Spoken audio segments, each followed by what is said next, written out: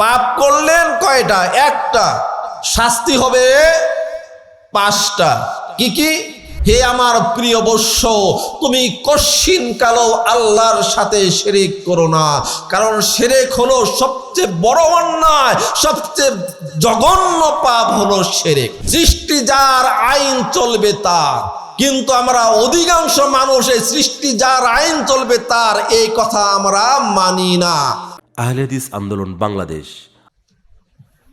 সম্মানিত উপস্থিতি, একটা ছোট্ট শিশু মেয়ে বাচ্চা পাওয়া গেছে এখানে। তার আব্বাকে হারিয়ে ফেলেছে। তার আব্বার নাম হচ্ছে জাহাঙ্গীর আলম, মেয়ের নাম হচ্ছে জামিলা খাতুন, শ্রীরামপুর বাড়ি।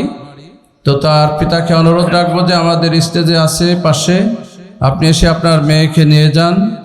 ছোট্ট মেয়ে জামিলা খাতুন, পিতার নাম জাহাঙ্গীর আলম, শ্রীরামপুর।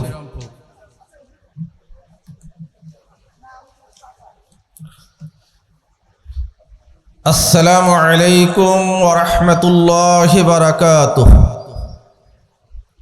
ইন্নাল হামদালিল্লাহ ওয়াস সালাতু ওয়াস সালামু আলা রাসূলিল্লাহ, আম্মা বা'দ।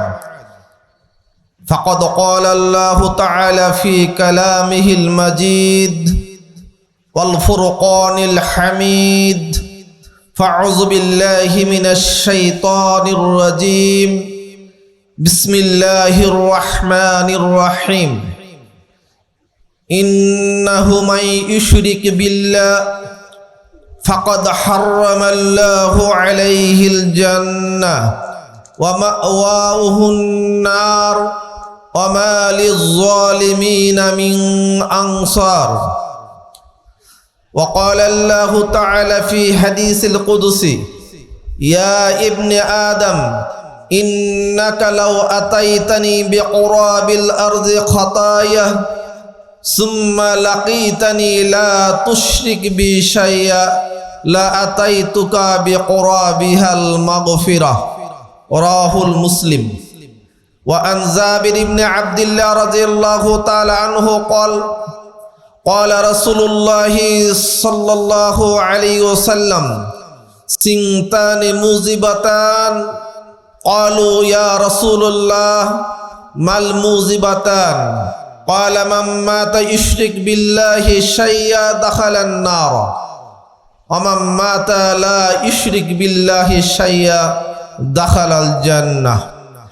আলহামদুলিল্লাহ, সমস্ত প্রশংসা, সমস্ত তারিফ, সমস্ত আরাধনা সেই মহান আল্লাহ রাব্বুল আলামিনের জন্য, যে মহান আল্লাহ রাব্বুল আলামিনের অশেষ মেহেরবানিতে আজকে আমরা এই 36তম বার্ষিক তাবলীগী ইজতেমায় উপস্থিত হতে পেরেছি।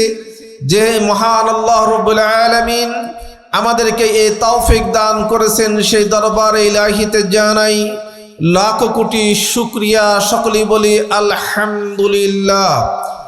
অতঃপর দরুদ ও সালাম বিশ্ব মানবতার মুক্তি দিশারি, হিদায়াতের কান্ডারি, সাইয়্যিদুল মুরসালিন, খাতামান নবীন, রাহমাতাল লিল আলামিন, জনাবে মুহাম্মাদুর রাসূলুল্লাহ, সকলে বলি সাল্লাল্লাহু আলাইহি ওয়াসাল্লামের প্রতি যুগে যুগে অসংখ্য দরুদ ও সালাম বর্ষিত হোক। সকলে বলুন আল্লাহুম্মা আমিন।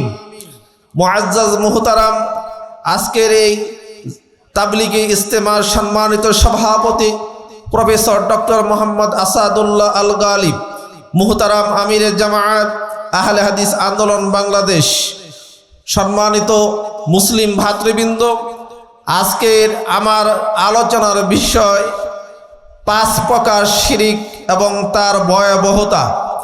এই পৃথিবীতে যত রকমের পাপ, মহাপাপ, জঘন্য অপরাধ রয়েছে, তার মধ্যে সবচেয়ে জঘন্য পাপ, সবচেয়ে বড় অপরাধ, অমার্জনীয় পাপ হলো শিরিক। শিরিক বলা হয় আল্লাহ রাব্বুল আলামিনের সমকক্ষ অন্য কাউকে মনে করা। আল্লাহ রাব্বুল আলামিন জাত ও সিফাত, তার আসমা এর বিষয়ে অন্য কাউকে অংশীদার স্থাপন করাকে বলা হয় শিরিক।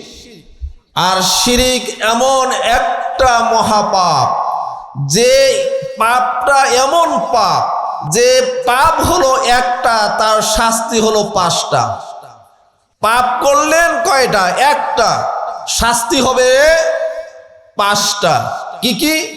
মহান আল্লাহ রাব্বুল আলামিন বলেছেন, ইন্নাহু মাই ইশরিক বিল্লাহ, যে ব্যক্তি আল্লাহ রাব্বুল আলামিনের সাথে অংশীদার স্থাপন করবে, শিরক করবে, তার জন্য 1 নাম্বার পাপ হলো ফাকাদ হারামাল্লাহু আলাইহিল জান্নাহ, ওই ব্যক্তির জন্য আল্লাহ রাব্বুল আলামিন জান্নাতকে হারাম করে দিবেন।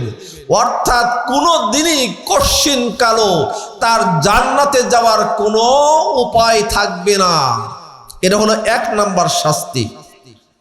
2 নাম্বার শাস্তি, ওয়ামাওয়াহুন নার, তার বাসস্থান হবে জাহান্নামে, তার বাসস্থান হবে জাহান্নামে।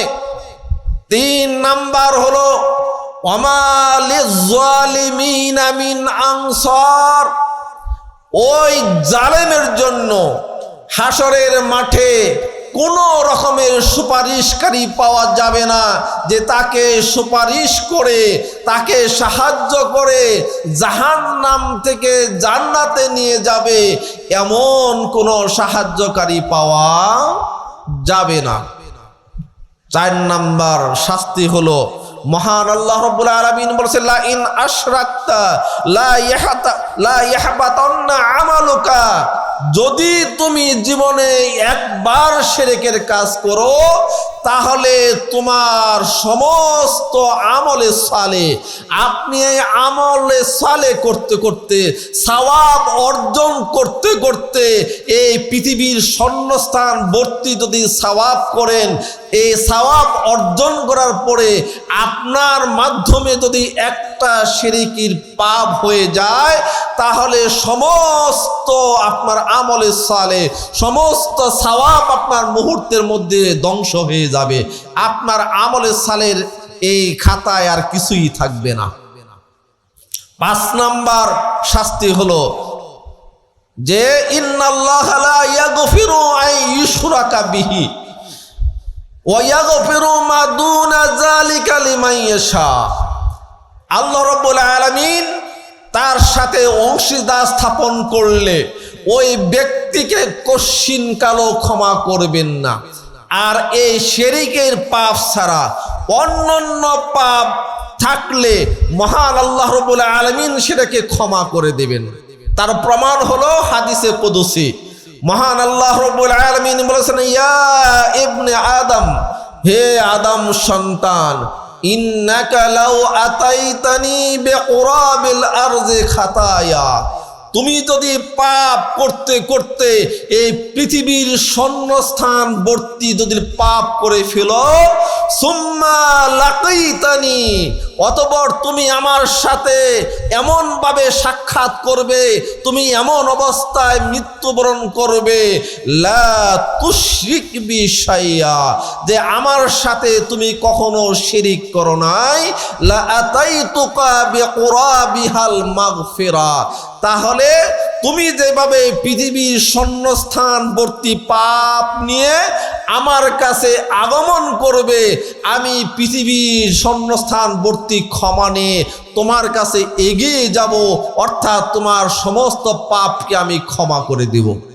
তবে শর্ত হলো কি, শিরকের কোনো পাপ থাকা যাবে না। তাহলে আমরা কি বুঝতে পারলাম? শিরক এমন একটি মহাপাপ, যে পাপ কাজ করলে তার জন্য 5টি শাস্তি অবধারিত হয়ে যায়। 1 নাম্বার, তার জন্য জান্নাত হারাম হয়ে যায়।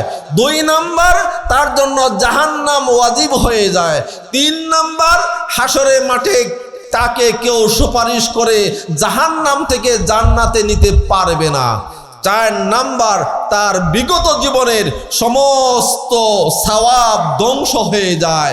5 নাম্বার শাস্তি হলো, আল্লাহ রাব্বুল আলামিন কোন শিরককারীকে কখনো ক্ষমা করবেন না। সুতরাং আমাদেরকে হুঁশিয়ার থাকতে হবে, আমাদেরকে সাবধান থাকতে হবে। আপনার আমার মাধ্যমে কশিন কালো যেন একটা শিরকি পাপ না হয়। শিরকি পাপ হলো মানে আপনি মুসলিম থেকে খারিজ হয়ে যাবেন। আপনার ইসলাম থেকে খারিজ হওয়ার নাওয়াকিদুল ঈমান, ঈমান ধ্বংসের 10টি কারণ রয়েছে। তার মধ্যে 1 নাম্বার কারণ হলো আল ইশরাকু বিল্লাহ, আল্লাহর সাথে শরীক করা, আল্লাহর সাথে শিরক করা। এটা হলো 1 নাম্বার অন্যায়। সুতরাং ঈমান ভঙ্গের আপনি যদি শিরক করেন, আপনার ঈমান আর থাকবে না, মুসলিমের কাতারে আপনার নাম থাকবে না, মুশরিকের খাতায় আপনার নাম চলে যাবে। সুতরাং আপনার আমার জীবনে কশিন কালো শিরক করা চলবে না। তার জন্যই লোকমান হাকিম তিনি তার ছেলেকে লক্ষ্য করে বলেছেন, ইয়া বুনাইয়া লা তুশরিক বিল্লাহ ইন্না শিরকা লা যুলুমুন আযীম। হে আমার প্রিয় বৎস, তুমি কশিন কালো আল্লাহর সাথে শিরক করো না, কারণ শিরক হলো সবচেয়ে বড় অন্যায়, সবচেয়ে জঘন্য পাপ হলো শিরক। মহানবী মুহাম্মদুর রাসূলুল্লাহ সাল্লাল্লাহু আলাইহি ওয়াসাল্লাম বলেছেন, লা তুশরিক বিল্লাহি শাইয়া, সাবধান তুমি কশিন কালো শিরক করো না।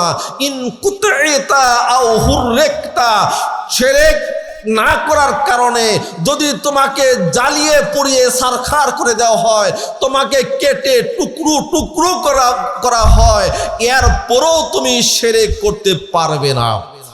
তাহলে সেই শিরক থেকে আমাদেরকে অবশ্যই হিফাজত করতে হবে। শিরক হলো প্রথমত 2 প্রকার, আশ-শিরকুল আকবার বড় শিরক, আশ-শিরকুল আসগার ছোট শিরক। আবার এই বড় শিরক হলো 5 প্রকার, আশ-শিরকু ফিল ইলমে জ্ঞানগত শিরক, আশ-শিরকু ফিত তাসাররুফ পরিচালনাগত শিরক, আশ-শিরকু ফিল ইবাদাহ ইবাদতের ক্ষেত্রে শিরক, আশ-শিরকু ফিল আদ অভ্যাসগত শিরক, আশ-শিরকু ফিল আসমা ওয়াস সিফাত, যে আল্লাহ রাব্বুল আলামিনের নাম এবং গুণাবলীতে শিরক। শিরক হলো মোট কত প্রকার? 5 প্রকার। 1 নাম্বার আশ-শিরকু ফিল ইলম জ্ঞানগত শিরক, 2 নাম্বার আশ-শিরকু ফিত তাসাররুফ পরিচালনাগত শিরক, 3 নাম্বার আশ-শিরকু ফিল ইবাদাহ ইবাদতের ক্ষেত্রে শিরক, 4 নম্বরে আশ-শিরকু ফিল আদ অভ্যাসগত শিরক, আশ-শিরকু ফিল আসমাই সিফাত আল্লাহর নাম এবং গুণাবলী বিষয়ে শিরক। এবার আসুন, আশ-শিরকু ফিল ইলম কাকে বলা হয়? আশ-শিরকু ফিল ইলম হলো যে গায়েবের জ্ঞান একমাত্র আল্লাহ রাব্বুল আলামিনের রয়েছে।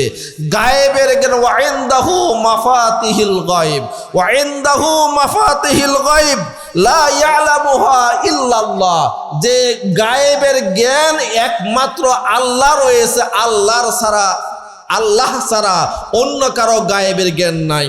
স্বয়ং মুহাম্মদুর রাসূলুল্লাহ সাল্লাল্লাহু আলাইহি ওয়াসাল্লাম তিনিও গায়েব জানতেন না।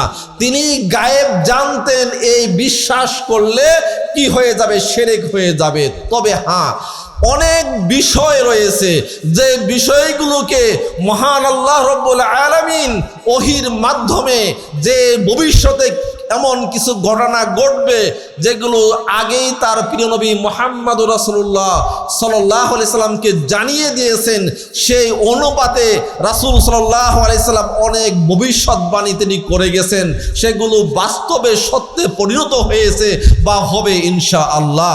এর কারণ হলো যে সেটা তিনি নিজে থেকে বলেন নাই, কারণ মা ইয়ানতিকু আনিল হাওয়া ইন হুয়া ইল্লা ওয়াহয়ুন ইউহা, রাসূল সাল্লাল্লাহু আলাইহি ওয়াসাল্লাম কখনো নিজের মন গড়া কথা তিনি বলেন না, যে পর্যন্ত না তার প্রতি ওহী অবতীর্ণ হয়। অর্থাৎ রাসূল সাল্লাল্লাহু আলাইহি ওয়াসাল্লামকে ওহীর মাধ্যমে মহান আল্লাহ রাব্বুল আলামিন ভবিষ্যতে ঘটবে এমন কিছু বিষয় আগে জানিয়ে দিয়েছেন।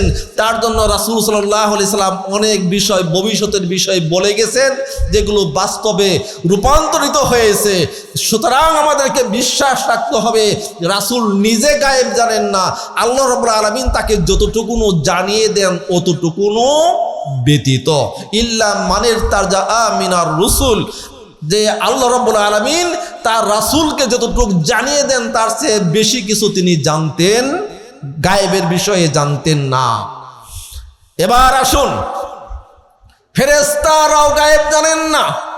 অনেকের আমরা মনে করি যে জিন জাতি তারা হয়তো গায়েব জানে, জিন জাতিও গায়েব জানে না।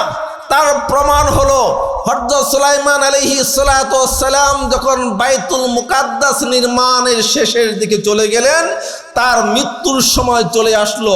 সুলাইমান আলাইহিস সালাতু ওয়াস সালামকে মালাকুল মাউত যখন এসে সালাম দিলেন, তখন তিনি একটা লাঠির উপর ভর করে মেহরাবে দাঁড়িয়ে গেলেন। এই অবস্থায় তার জান কবজ হয়ে গেল। আর তখন বাইতুল মুকাদ্দাসে নির্মাণ কাজ করতেছিল জিন জাতিরা, কিন্তু জিন জাতিরা বুঝতে পারে নাই যে সুলাইমান আলাইহিস সালাতু ওয়াস সালাম মারা গেছেন, তিনি জীবিত আছেন। এই ভয়ে তারা কাজ সম্পন্ন করলো, বাইতুল মুকাদ্দাস কি কাজ সম্পূর্ণ হয়ে গেল। আল্লাহ রাব্বুল আলামিন সুলাইমান আলাইহিস সালাতু ওয়াস সালামের সেই লাঠিতে উই পোকা ধরিয়ে দিলেন, সেই উই পোকা লাঠিটা খেয়ে ফেললো। সুলাইমান আলাইহিস সালাতু ওয়াস সালাম কি করলেন, দপাস করে মাটিতে পড়ে গেলেন।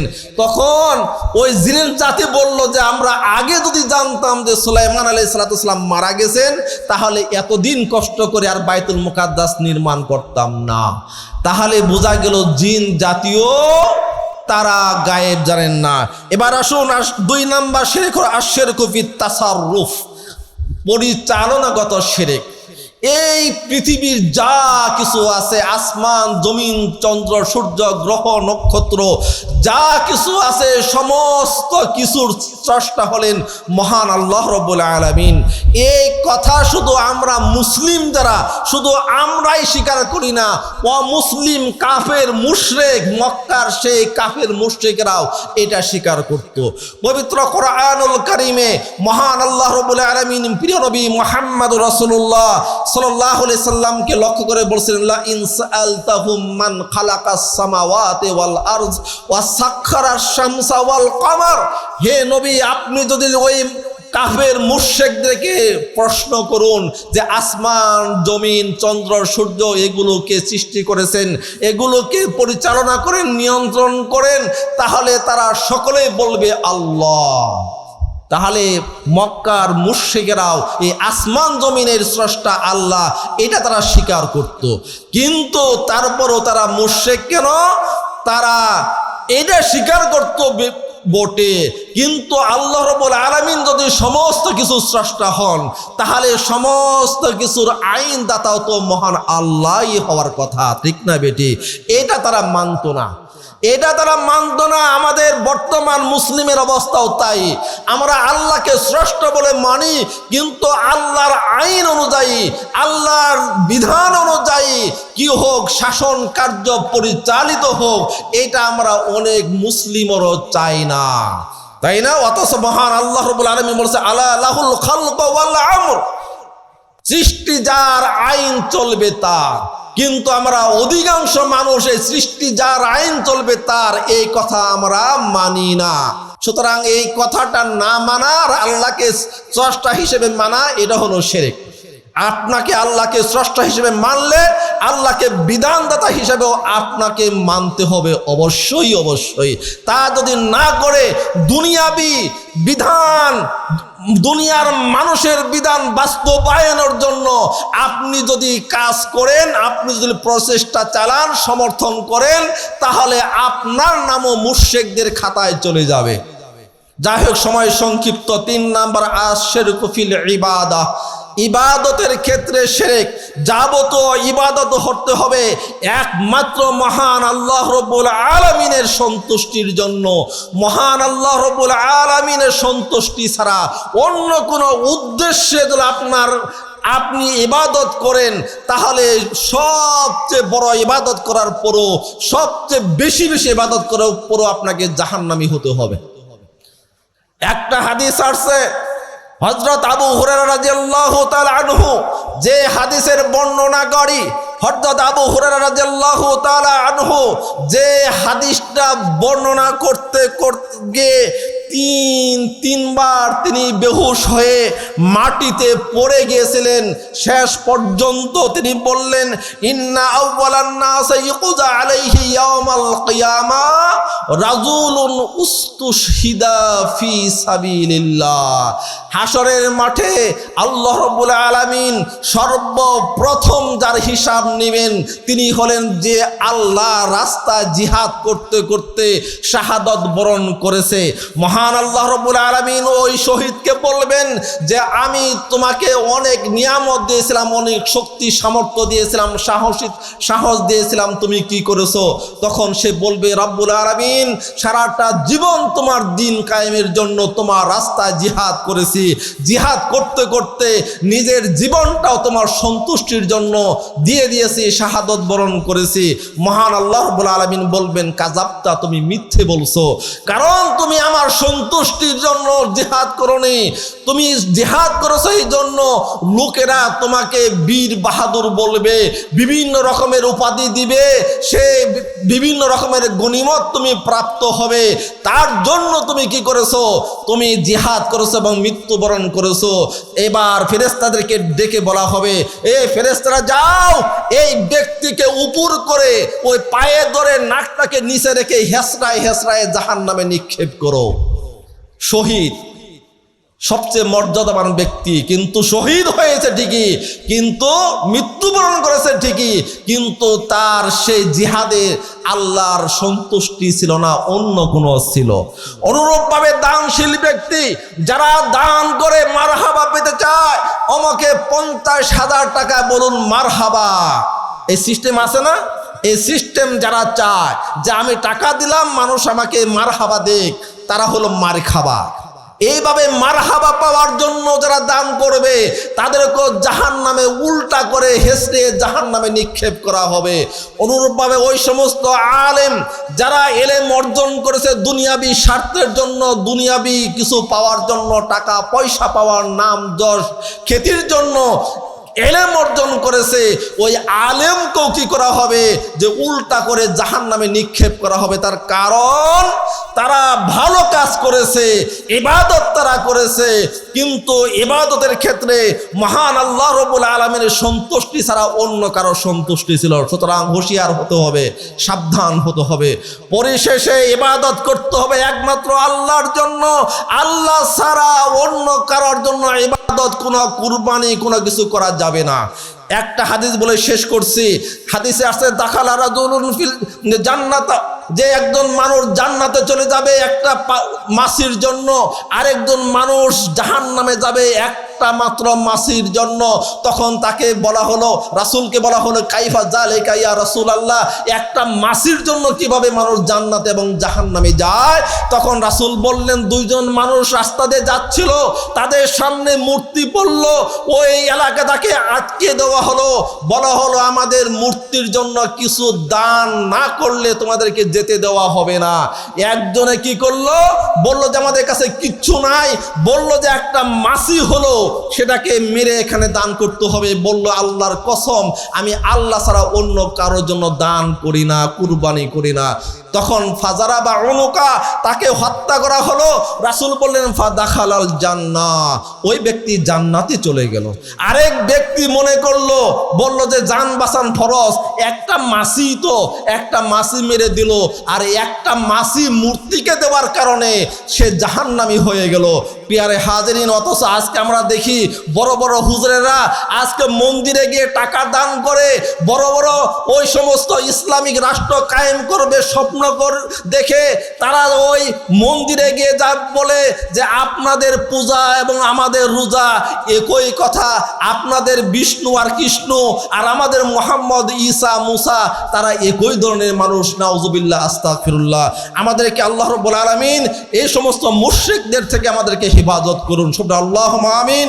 আল্লাহ রাব্বুল আলামিন আমাদের যাবতীয় শিরক থেকে হেফাজত করুন। আল্লাহুম্মা আমিন। আসসালামু আলাইকুম ওয়া রাহমাতুল্লাহি ওয়া বারাকাতুহু।